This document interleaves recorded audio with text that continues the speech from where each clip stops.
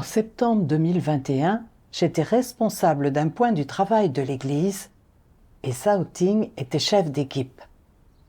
Quand tout le monde parlait du travail ensemble, Sao Ting insistait toujours sur ses propres opinions et n'écoutait pas les autres.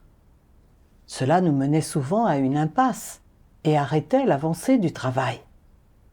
Je voulais lui en parler, mais mes mots restaient coincés dans ma gorge lorsque je me souvenais que Sao Ting m'avait souvent exposé comme quelqu'un d'arrogant, de moralisateur et d'insistant vis-à-vis de mes opinions auparavant.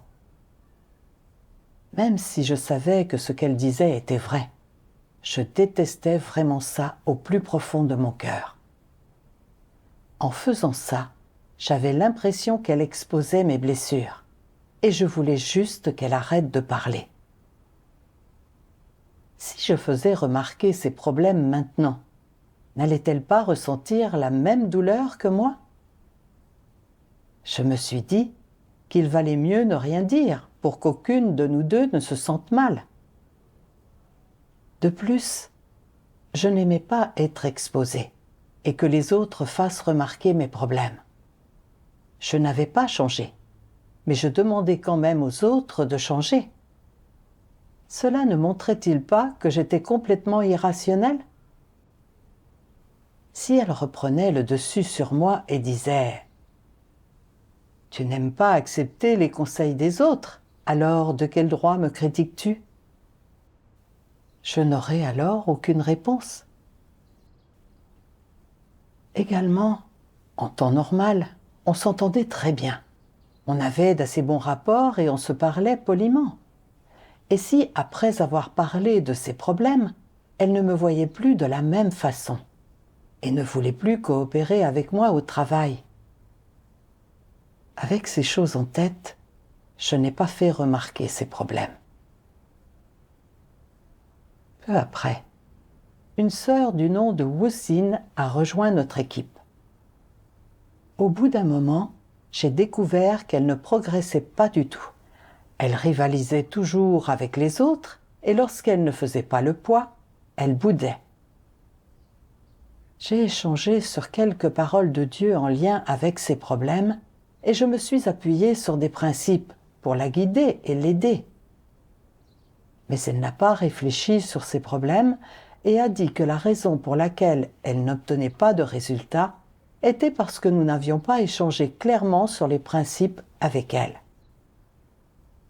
En la voyant ainsi, je voulais échanger et disséquer son essence concernant la poursuite de la réputation et du statut, et les conséquences si elle continuait ainsi.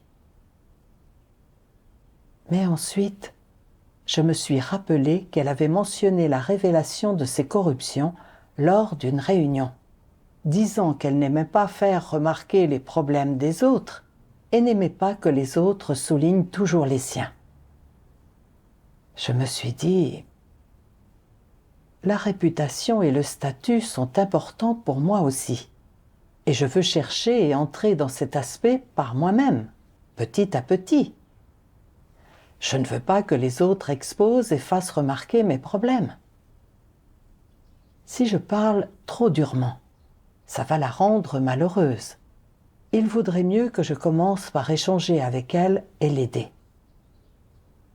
Peut-être que lorsqu'elle aura saisi les principes et obtenu quelques résultats, son incapacité à satisfaire son désir de vanité et de statut ne la rendra pas aussi négative.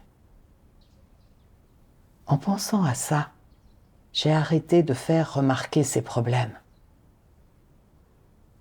Plus tard, j'ai découvert que Wu Xin avait une humanité médiocre. Elle parlait souvent aux gens de manière dénigrante et sarcastique, ce qui leur donnait le sentiment d'être contraints. Et parfois, elle attaquait et excluait ceux qui avaient des opinions différentes. Lorsque des problèmes survenaient au travail, elle ne réfléchissait pas du tout, essayait de fuir ses responsabilités et n'obtenait aucun résultat dans son devoir. Conformément au principe, elle devait être renvoyée. Je me disais que cela pourrait l'offenser. Alors j'ai signalé sa situation à une dirigeante. Mais la dirigeante était trop occupée pour venir. Elle m'a donc demandé de renvoyer Wussin. Quand je l'ai reçu, j'ai voulu disséquer sa poursuite constante de réputation et de statut, ses attaques et son rejet des avis différents, et la façon dont elle empruntait le chemin d'un antéchrist, pour qu'elle connaisse l'essence et les conséquences de ses problèmes. Mais j'ai ravalé les mots que j'allais prononcer. J'ai pensé au fait qu'elle accordait de l'importance à la réputation et au statut, et à combien elle était fragile.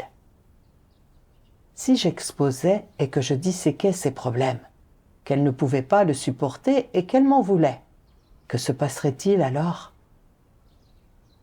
J'ai pensé qu'il valait mieux tenir ma langue. J'ai donc uniquement évoqué son absence de résultat, puis je l'ai renvoyée, lui ai dit quelques mots réconfortants et lui ai demandé de réfléchir correctement sur elle-même. Lorsque la dirigeante a appris que je n'avais pas disséqué le comportement de Wussin, elle m'a émondé en disant « Ces problèmes étaient très graves, mais tu ne les as ni exposés ni disséqués.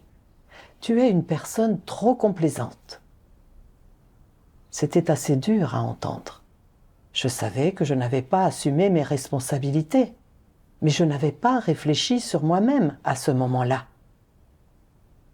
Ce n'est que plus tard, après un incident, que j'ai enfin commencé à réfléchir. À ce moment-là, Zhao Ting et son groupe ont organisé quelques informations concernant des personnes devant être expulsées, mais de nombreux points étaient flous. Dans des circonstances normales, ce genre d'erreur basique n'arriverait pas. J'ai demandé aux autres ce qu'il se passait, et ils ont dit que Zhao Ting insistait sur le fait qu'on suive ses opinions.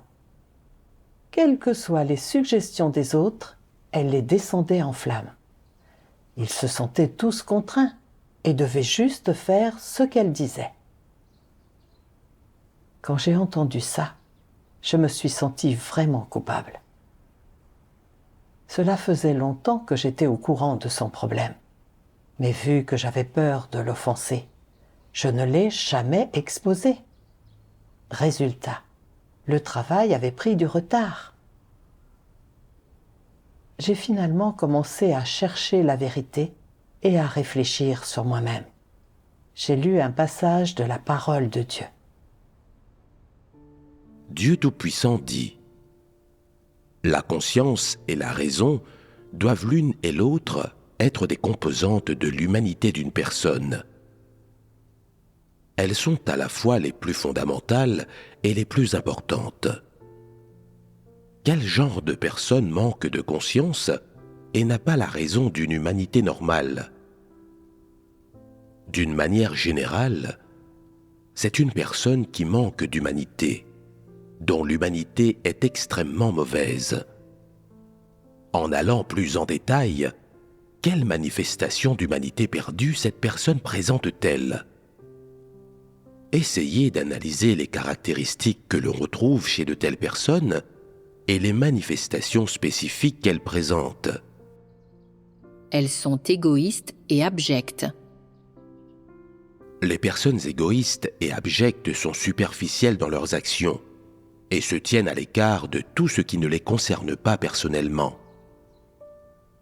Elles ne tiennent pas compte des intérêts de la maison de Dieu, ni des intentions de Dieu. Elles n'assument aucun fardeau pour ce qui est d'accomplir leur devoir ou de témoigner de Dieu, et n'ont aucun sens des responsabilités. Il y a des gens qui n'assument aucune responsabilité, quel que soit le devoir qu'ils accomplissent. Ils ne signalent pas non plus rapidement les problèmes qu'ils découvrent à leurs supérieurs. Quand ils voient des gens qui provoquent des interruptions et des perturbations, ils ferment les yeux. Quand ils voient des gens malfaisants commettre le mal, ils n'essaient pas de les arrêter. Ils ne protègent pas les intérêts de la maison de Dieu et ne tiennent pas compte de ce que sont leurs devoirs et leurs responsabilités. Lorsqu'ils accomplissent leurs devoirs, les gens comme ça ne font pas de vrai travail. Ce sont des personnes complaisantes qui sont avides de confort. Ils ne parlent et n'agissent que pour leur vanité, leur image, leur statut et leurs intérêts, et ils ne sont prêts à consacrer leur temps et leurs efforts qu'à ce qui leur est bénéfique. Cette parole de Dieu a exposé mon état exact. J'avais vu que Zhao Ting avait un tempérament arrogant et contraignait les autres, ce qui avait déjà un impact sur le travail. En tant que superviseuse, j'aurais dû faire remarquer et exposer son problème. Mais je craignais qu'elle ne l'accepte pas et qu'ensuite elle ait une piètre opinion de moi. Alors, dès que je voulais faire remarquer son problème, j'avais l'impression que quelque chose était coincé dans ma gorge et les mots n'arrivaient pas à sortir. Je me servais du travail comme prétexte, pensant que si nos rapports se dégradaient, elle ne coopérerait pas avec moi dans le travail. Alors qu'en apparence j'avais l'air de me soucier du travail, je voulais juste ne pas gâcher notre relation amicale et nos bons rapports, et je voulais faire bonne impression auprès de mes frères et sœurs. De plus, j'avais clairement remarqué que les problèmes de Wuxin étaient graves, mais je craignais qu'elle ait une piètre opinion de moi, si j'exposais et que je faisais remarquer ses problèmes. Alors, j'ai continué à ne pas exposer ses problèmes. Résultat, elle ne s'est pas reconnue elle-même. Son tempérament corrompu est resté inchangé. Elle a interrompu et perturbé le travail de l'Église et à cause d'elle, les autres se sont sentis contraints. Quand je faisais mon devoir, je ne considérais que mes propres intérêts et ma place dans le cœur des autres. Je voyais les autres interrompre et perturber le travail en se fiant à leur tempérament corrompu dans leurs devoirs. Et je me contentais de l'ignorer, ne prenant pas du tout en considération le travail de l'Église. J'étais tellement égoïste, sans aucune conscience ni raison. Plus tard, j'ai lu un autre passage de la parole de Dieu. Dieu Tout-Puissant dit : tant que les gens n'ont pas fait l'expérience de l'œuvre de Dieu, ni compris la vérité, c'est la nature de Satan en eux qui domine. Quelles sont les spécificités de cette nature ? Par exemple, pourquoi es-tu égoïste ? Pourquoi protèges-tu ton propre statut ? Pourquoi as-tu des sentiments aussi forts ? Pourquoi te réjouis-tu de ces choses injustes ? Pourquoi aimes-tu ces fléaux ? Sur quoi repose ton penchant pour de telles choses ? D'où viennent ces choses ? Pourquoi es-tu si heureux de les accepter ? Désormais, vous avez tous compris que la cause principale de toutes ces choses, c'est que le poison de Satan est en l'homme.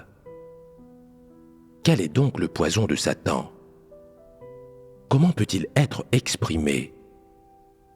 Par exemple, si tu leur demandes « Comment les gens devraient-ils vivre ?» Pourquoi les gens devraient-ils vivre ? Les gens répondront « Chacun pour soi, Dieu pour tous ». Cette seule phrase exprime la racine du problème. La philosophie et la logique de Satan sont devenues la vie des gens. Quoi que les gens poursuivent, ils le font pour eux-mêmes, et donc, ils ne vivent que pour eux-mêmes. Chacun pour soi, Dieu pour tous. Voilà la philosophie de vie de l'homme, et cela représente aussi la nature humaine. À travers l'exposition de la parole de Dieu, j'ai compris que si je fermais toujours les yeux et que j'avais trop peur de faire remarquer les problèmes des autres, c'était principalement parce que je me fiais aux philosophies sataniques telles que Chacun pour soi, Dieu pour tous. Ne pas parler des défauts de bons amis engendre une longue et bonne amitié. Et ne frappez jamais autrui sous la ceinture. J'ai toujours pensé que je devais uniquement faire quelque chose si j'en tirais un bénéfice, et que faire remarquer et exposer les problèmes de quelqu'un d'autre l'offenserait et ne me serait pas bénéfique. Alors, je ne voulais pas le faire.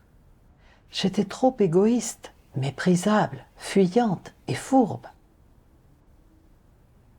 Je voyais que Zhao Ting était arrogante, insistante, n'écoutait pas les autres et qu'elle avait eu un impact sur le travail.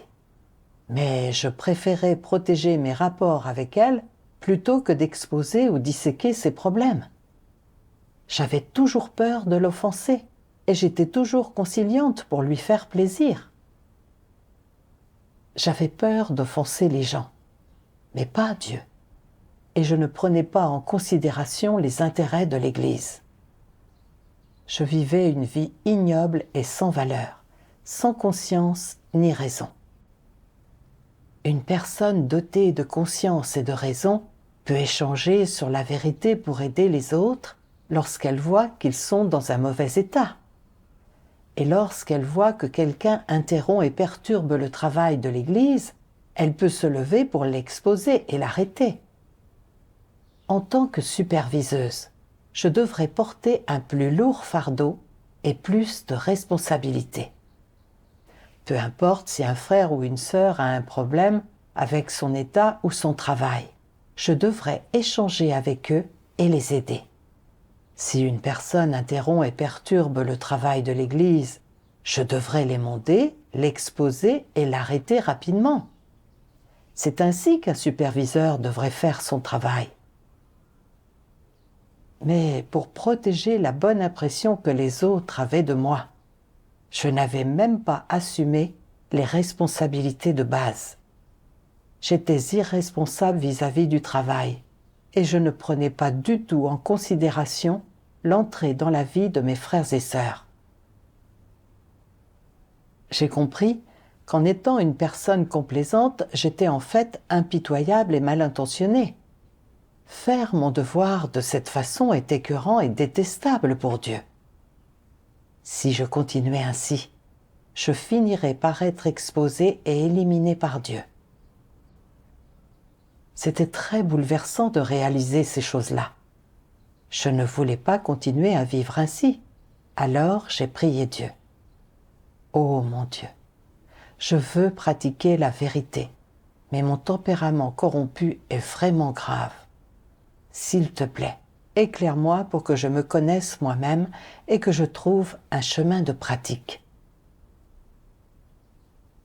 Un jour, lors de mes dévotions, j'ai lu que la parole de Dieu disait « Dans l'Église, vous resterez ferme dans votre témoignage pour moi, soutiendrez la vérité. Le bien est bien et le mal est mal. Ne confondez pas le noir et le blanc. Vous serez en guerre avec Satan et devrez le vaincre complètement pour qu'il ne se lève jamais plus. Vous devez donner tout ce que vous avez pour protéger mon témoignage. Ce sera le but de vos actions, ne l'oubliez pas. » Cette parole de Dieu m'a donné un chemin de pratique. Dans tout, je dois faire respecter les vérités principes et protéger les intérêts de l'Église. Zhao Ting avait déjà interrompu et perturbé le travail de l'Église, en se fiant à son tempérament corrompu dans ses devoirs. Je devais échanger avec elle, l'exposer et la disséquer, pour qu'elle puisse connaître ses problèmes. Si elle ne réfléchissait pas sur elle-même ou ne se repentait toujours pas, je devais la transférer ou la renvoyer rapidement.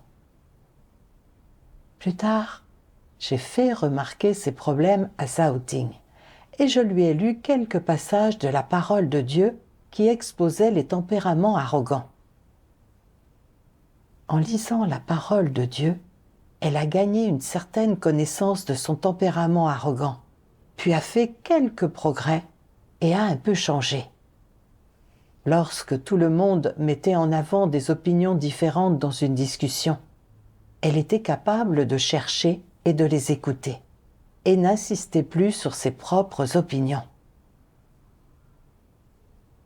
En arrêtant de protéger mes relations avec les autres et en faisant mon devoir conformément aux vérités principes, je me sentais à l'aise. J'avais enfin une certaine ressemblance humaine en vivant ainsi.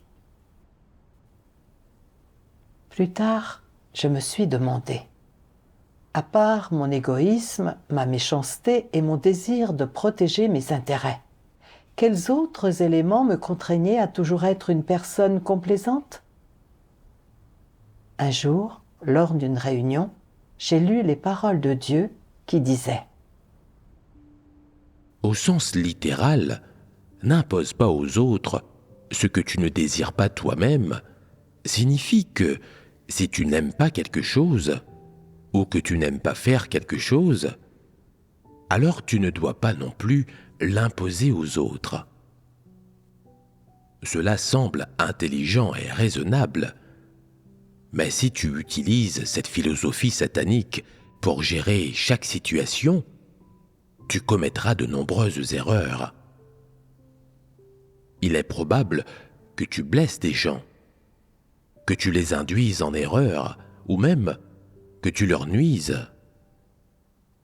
Tout comme certains parents n'aiment pas étudier, mais aiment faire étudier leurs enfants et essaient toujours de les raisonner en les incitant à beaucoup étudier.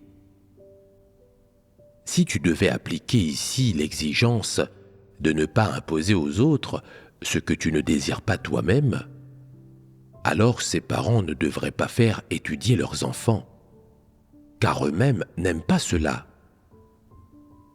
Il en est d'autres qui croient en Dieu, mais ne recherchent pas la vérité. Pourtant, dans leur cœur, ils savent que croire en Dieu est le bon chemin dans la vie. S'ils voient que leurs enfants ne croient pas en Dieu et ne sont pas sur le bon chemin, ils les exhortent à croire en Dieu. Même s'ils ne poursuivent pas eux-mêmes la vérité, ils veulent toujours que leurs enfants la poursuivent et soient bénis. Dans cette situation, s'ils adhéraient au dicton « N'impose pas aux autres ce que tu ne désires pas toi-même », alors ces parents ne devraient pas faire en sorte que leurs enfants croient en Dieu.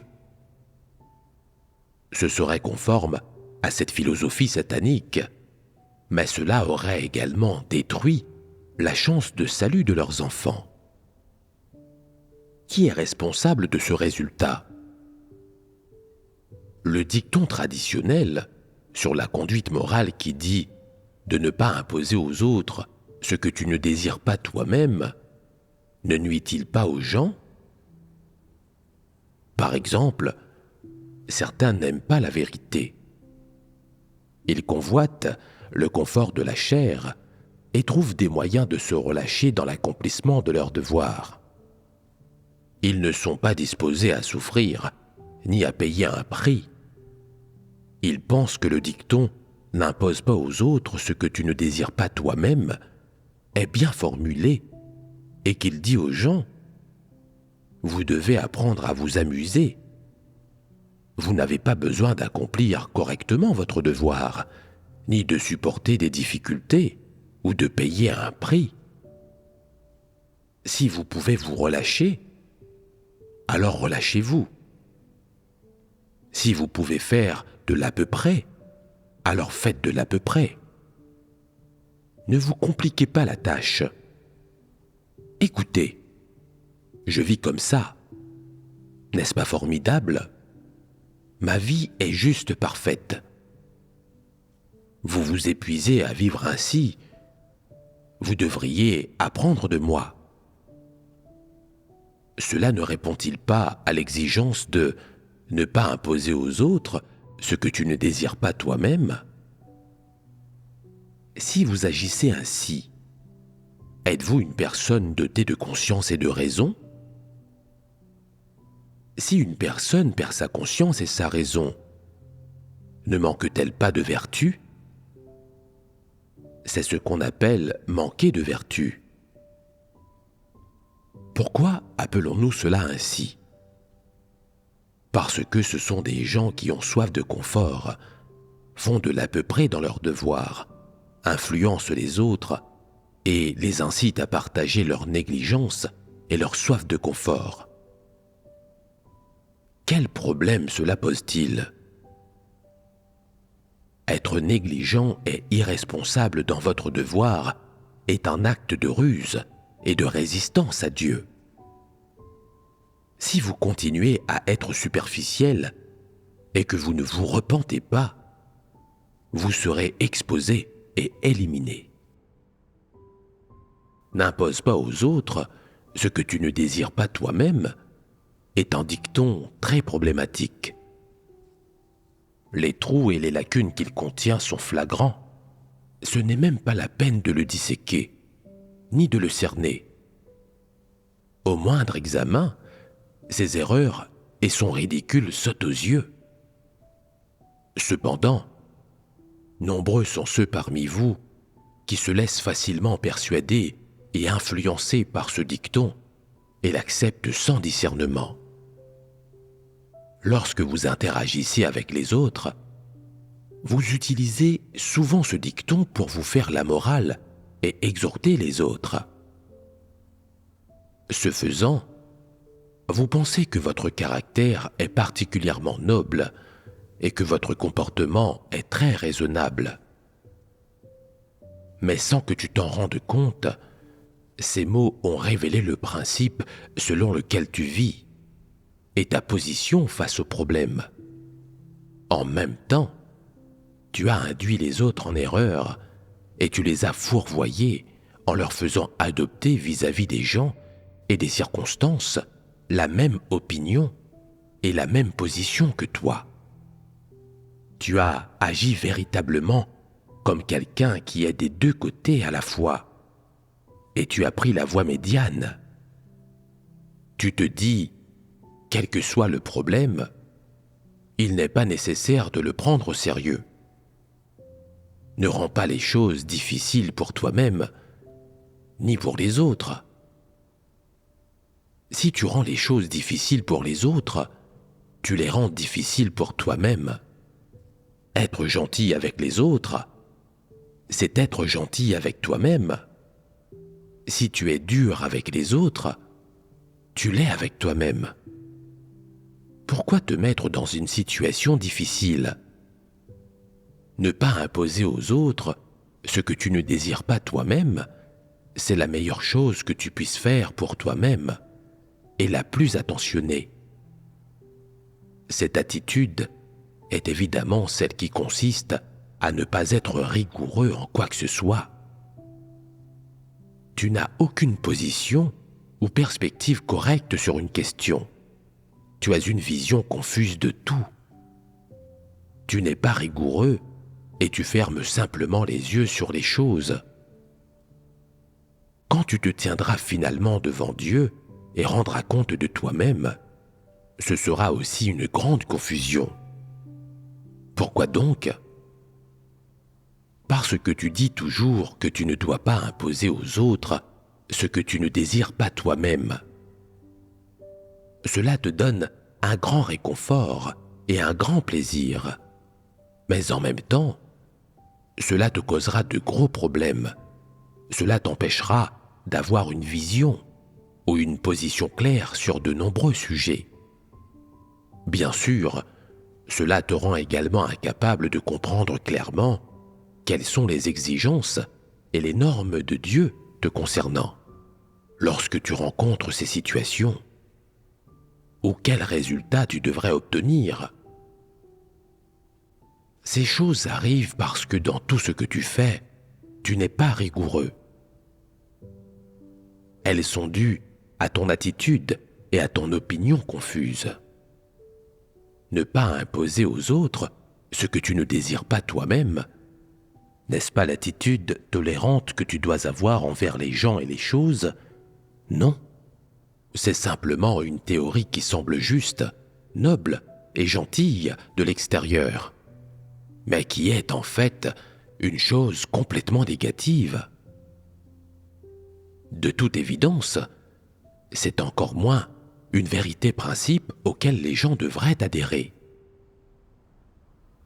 Ces paroles de Dieu exposent le fait que Satan utilise le dicton « N'impose pas aux autres ce que tu ne désires pas toi-même » pour nous corrompre et nous induire en erreur, pour nous faire penser que nous ne devrions pas imposer aux autres des choses que nous n'aimerions pas faire ou ne pouvons pas faire, et que ceci est un comportement rationnel. Je vivais en me fiant à cette idée.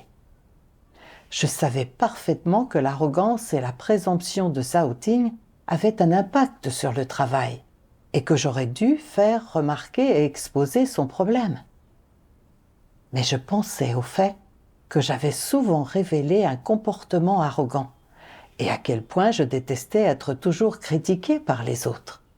Alors je me disais qu'imposer quelque chose que je n'aimais pas à quelqu'un d'autre était irrationnel. J'avais donc trop peur de faire remarquer le problème de Zhao Ting.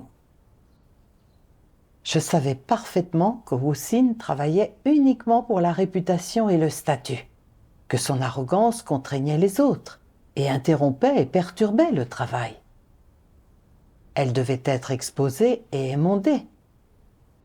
Mais je pensais au fait que j'accordais énormément d'importance à la réputation et au statut. Et je n'étais pas disposée à ce que les autres fassent remarquer ou exposent mes problèmes. Alors, je vivais selon le point de vue suivant. N'impose pas aux autres ce que tu ne désires pas toi-même. Je ne l'ai donc pas exposé. Je me disais qu'être exposé et critiqué était difficile et humiliant, et j'espérais que les autres ne m'émonderaient pas et ne me critiqueraient pas. Je ne voulais donc pas faire la même chose aux autres. En fait, je ne faisais que me satisfaire et me protéger. Je protégeais ma vanité et mon statut. Je ne voulais pas accepter la vérité. Je fermais même les yeux et je satisfaisais les autres. J'étais rebelle, je résistais à Dieu et je permettais aux autres d'en faire de même. En substance, j'espérais que personne ne pratiquerait la vérité, ni ne ferait l'expérience du jugement et du châtiment de Dieu, ou ne serait émondé. J'étais vraiment méprisable et immoral. Nous avons été corrompus par Satan et nous sommes remplis de tempéraments sataniques. Nos natures sont arrogantes, prétentieuses, égoïstes, fourbes et ont tendance à chercher réputation et statut. Sans le jugement et l'exposition de la parole de Dieu, sans être émondés et sans la critique ou l'aide des autres, nous ne pouvons pas nous empêcher de perturber le travail de l'Église. Zhao Ting et Wu Xin révélaient des tempéraments corrompus et étaient sur le mauvais chemin. Et si personne ne les critiquait ou ne les exposait, elles perturberaient le travail de l'Église.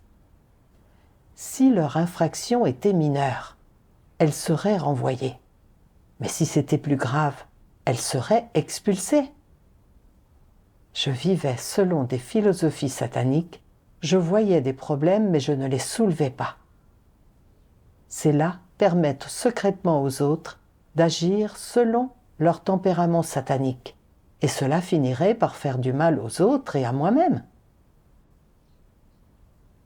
En voyant que j'avais vécu selon le poison satanique suivant, n'impose pas aux autres ce que tu ne désires pas toi-même, non seulement je ne faisais pas bien mon devoir, mais j'agissais également en tant que complice de Satan, et je perturbais le travail de l'Église. Réaliser ces choses-là était difficile à intégrer, et je voulais me confesser et me repentir à Dieu.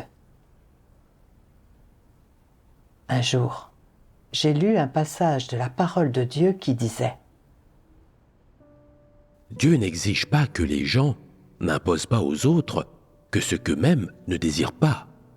Il leur demande plutôt d'être clairs sur les principes qu'ils doivent observer lorsqu'ils gèrent différentes situations. Si c'est correct et conforme à la vérité des paroles de Dieu, alors tu dois t'y tenir. Et non seulement tu dois t'y tenir, mais tu dois réprimander les autres, les persuader et échanger avec eux, afin qu'ils comprennent exactement quelles sont les intentions de Dieu et quelles sont les vérités principes. C'est ta responsabilité et ton obligation. Dieu ne te demande pas de prendre la voie médiane, et encore moins de montrer à quel point ton cœur est grand. Tu dois t'en tenir aux choses dont Dieu t'a averti et qu'il t'a enseigné, et à ce dont Dieu parle dans ses paroles, aux exigences, aux critères et aux vérités principes que les gens doivent respecter. Non seulement tu dois t'y tenir, et t'y tenir pour toujours, mais tu dois également pratiquer ces vérités principes en donnant l'exemple, ainsi qu'en persuadant, en supervisant, en aidant et en guidant les autres, pour qu'ils s'en tiennent à ces vérités principes, qu'ils les observent et les pratiquent de la même manière que toi. Dieu exige que tu fasses cela. C'est ce qu'il te confie. Tu ne peux pas avoir des exigences pour toi-même tout en ignorant les autres.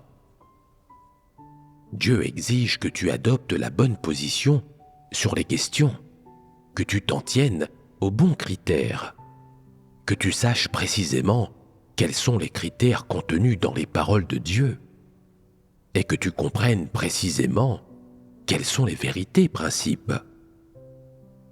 Même si tu ne peux pas accomplir cela, même si tu ne le veux pas, si tu n'aimes pas cela, si tu as des notions ou si tu y es réticent, tu dois traiter cela comme ta responsabilité, comme ton obligation.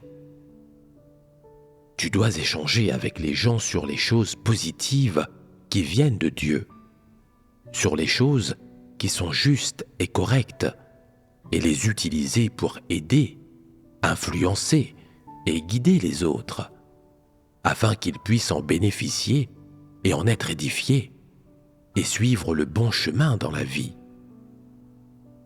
C'est ta responsabilité, et tu ne dois pas t'accrocher obstinément à l'idée de ne pas imposer aux autres ce que tu ne désires pas toi-même que Satan t'a mis dans la tête.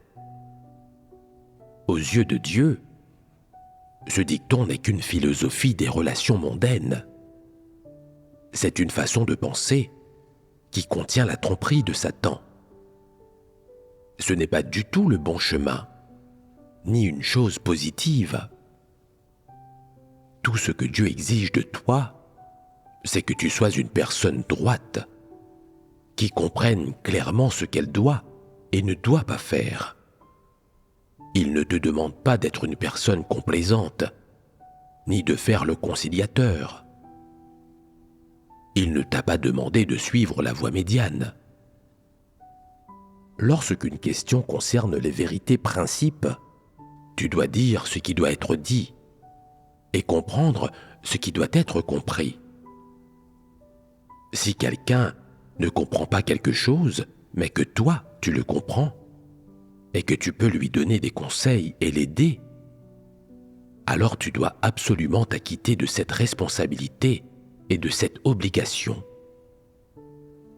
Tu ne dois pas simplement rester au bord du chemin à regarder, et encore moins t'en tenir aux philosophies que Satan t'a mises dans la tête, comme ne pas imposer aux autres ce que tu ne désires pas toi-même. Comprends-tu ?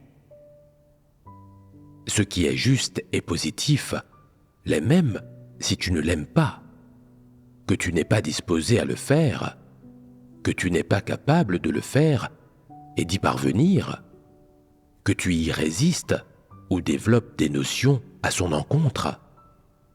L'essence des paroles de Dieu et la vérité ne changeront pas simplement parce que l'humanité a des tempéraments corrompus et a certaines émotions, certains sentiments, certains désirs et certaines notions. jamais l'essence des paroles de Dieu et la vérité ne changeront. Jamais.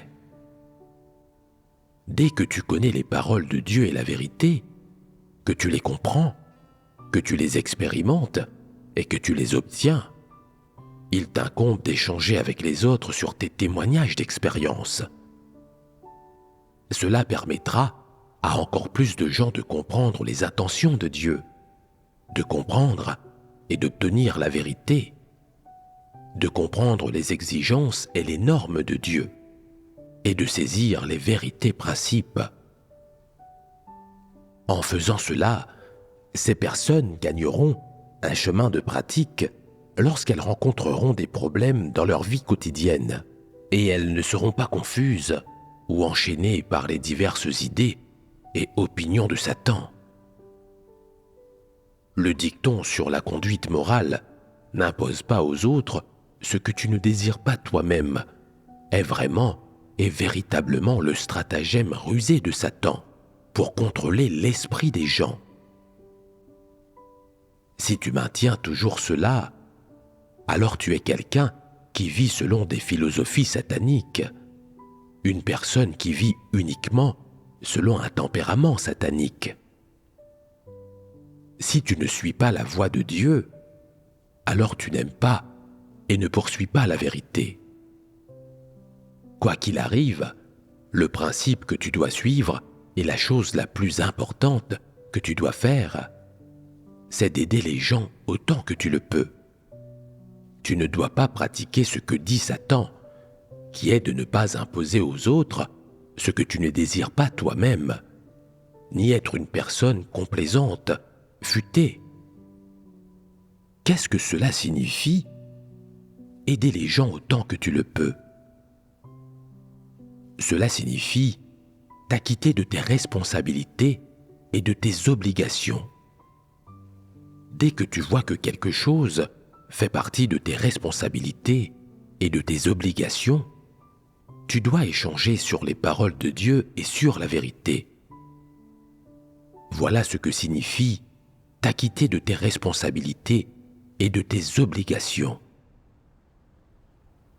À travers ces paroles de Dieu, j'ai pris conscience que Dieu exige que nous pratiquions la vérité et que nous fassions respecter les principes en toutes choses. Et que lorsque nous faisons nos devoirs ensemble, quand nous voyons que quelqu'un viole les principes ou perturbe le travail de l'Église, nous devrions le critiquer et l'aider. C'est seulement quand tout le monde vit selon la parole de Dieu que nous pouvons nous améliorer dans nos devoirs. Quant aux problèmes de principe, nous ne pouvons pas avoir peur d'offenser les gens, ni prendre leurs sentiments en considération. Nous devons agir conformément aux vérités principes et protéger le travail de l'Église. Que les autres l'acceptent ou non, nous devrions tous pratiquer la vérité et assumer nos responsabilités. En tant que superviseuse, ma responsabilité est d'échanger et de résoudre les problèmes rapidement, lorsque je les vois. Si je ne résous pas les problèmes que je vois, que je joue juste les personnes complaisantes, que je trouve un terrain d'entente, je n'assume pas mes responsabilités et je résiste à Dieu. Également, ce n'est pas que je ne peux pas faire remarquer les problèmes des autres juste parce que je révèle de la corruption moi-même. Lorsque je révèle de la corruption, je dois chercher la vérité et réfléchir sur moi-même. C'est mon propre problème. Mais lorsque je vois les autres violer les principes et nuire au travail de l'Église, je dois échanger avec eux, les exposer et les arrêter. C'est cela protéger le travail de l'Église, et c'est ma responsabilité. Je ne devrais pas confondre les deux choses. J'accorde énormément d'importance à la réputation et au statut, et j'ai un tempérament arrogant. Je dois réfléchir et chercher la vérité pour résoudre ces choses-là, et ne pas me satisfaire et faire plaisir aux autres. Avant, je vivais selon la philosophie satanique suivante. N'impose pas aux autres ce que tu ne désires pas toi-même, pensant que je ne devrais pas demander aux autres de faire des choses que je n'aimais pas faire ou que je ne pouvais pas faire moi-même. Résultat, j'ai laissé passer des occasions de pratiquer la vérité. J'ai finalement compris que mes opinions étaient ridicules et absurdes. Plus tard, quand j'ai vu d'autres personnes violer les principes et avoir un impact sur le travail de l'Église, je les ai exposées, disséquées et j'ai échangé avec elles sur leurs problèmes. Et même si je craignais toujours qu'elles aient une piètre opinion de moi, je n'étais plus excessivement prudente et je ne suranalysais plus les choses comme avant. Je pensais juste à la façon de les aider et de protéger le travail de l'Église. En pratiquant ainsi, j'ai vu les frères et sœurs progresser dans leurs devoirs et j'étais remplie de joie. En résolvant les problèmes des autres, j'ai pu réfléchir davantage sur moi-même et sans le vouloir, j'ai découvert quelques tempéraments corrompus que je ne connaissais pas auparavant, ce qui m'a encore plus motivée à poursuivre la vérité et à résoudre mes problèmes. Pratiquer ainsi m'a donné le sentiment d'être plus proche de Dieu. Lorsque je renonçais à la chair et que je pratiquais davantage la vérité, je me sentais en paix et à l'aise de vivre ainsi.